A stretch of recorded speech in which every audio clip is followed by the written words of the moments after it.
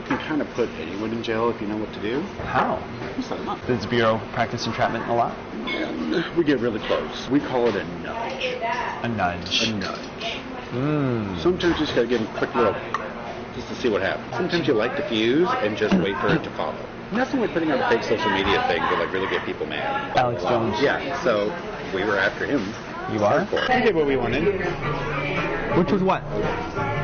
Took his money away, chopped his legs off.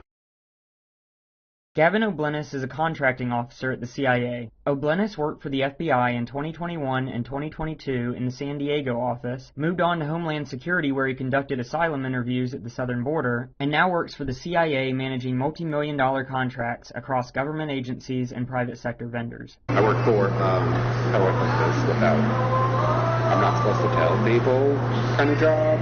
If I say intelligence, what do you think?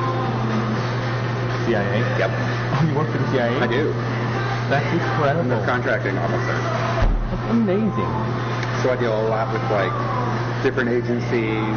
We're contracting with like Director of National Intelligence to do stuff. We do Navy, Army, any of them really. I just FBI. I used to work for the FBI, so they threw the FBI at me. They're like, here, you used to work there. Oh, I'm permanent. I'm safe. Yeah. Good. Well, why do they call it contracting? Because I do the contract. I do all the legal contracts. I fly out to vendors and evaluate them. I love the agency. Good for you. I like the Bureau, too. The Bureau was a lot of fun. I got to do a lot of cool stuff with the Bureau. I was the guy in the back of the truck in the van. O'Blennis spoke to an Undercover Sound Investigations reporter about his work experience involving near entrapment and his employer's involvement with political commentator Alex Jones's legal battles. As long as the Bureau is able to progress far enough to be able to put pro-lifers in jail whenever they want. Yeah. You think that's on the agenda? You can kind of put anyone in jail if you know what to do. How? You set them up. You create the situation to where they have no choice but to act on their impulse. And once they act on that impulse, then we call that entrapment. It's a fine line. Does the Bureau practice entrapment a lot? We get really close. Not officially? No. We get as close as we can. We get as close as we can to it without doing it. So they can entrap some of these pro-lifers into doing things that they don't... Depending, yeah. We call it a nudge. A nudge. A nudge. Sometimes you just gotta give them a quick little, just to see what happens, right? And how does that happen? You put a post out there, or you have someone fake profile say something that triggers, that we know is going to trigger them, right? Like, we already know your history. If we're to that point, we already know everything about it. So we're like, oh, this will piss them off. Oh. Sometimes you light the fuse and just wait for it to follow. Right. Like a rally, like so when a rally happens, that's sometimes the Bureau behind it? Yeah, sometimes. Nothing like putting on a fake social media thing to like really get people mad. Post fake news. Yeah, sometimes it's not fake. It's embellished a little bit. Who would be like a big influencer that you're after? You're like a, I don't know, like I don't even know these names, like a Fox News person or like a Tucker Carlson or like... I'm sure he's right. You always want the biggest and loudest. Like that, what was his name? The one that said the Sandy Hook didn't happen. Alex Jones. Yeah, so we were after him. You are? Are you still after him? Why? Because he's broke. He got found guilty and had to pay like $100 million. So why were you after him? We're not anymore. Just to get the money from him? Yeah. Was that court case used? Was that a CIA Sure it was. thing? That was the agency thing? Well, actually it was a defamation case. So it's a civil, not government. But we were looking at all of his followers, commenting, following, like, who's that going to lead us to, right?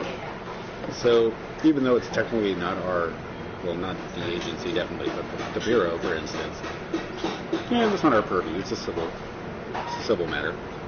But since they got all this access to his stuff and it's there, what can we go find? And did you find anything? I can't tell you if we did. But, so, it's just kind of like, realize the opportunity that you have. So with Alex Jones, you were watching him long before anything ended up happening? Probably. It wasn't my office, but, we would have been well aware of what he was doing. And the goal with him was what? Just to bankrupt him? Pretty much. And we let the families do it. And what? We let the families do it. Were they encouraged to do that by the Bureau? Like nudged? We don't encourage people. But like... We just say there's no federal statute being broken. But you do have the option for a civil case. And it's a pretty good case. Nice. In our opinion. So, that makes so much sense. I have a cousin who's a lawyer. So that's a lot of these cases. They're kind of encouraged by the FBI. Yeah, like there's nothing federal law we can do, but civilly we can go at them that way. And chop his legs off. And they did. Yeah. So the FBI was happy. We didn't care. We were like, oh.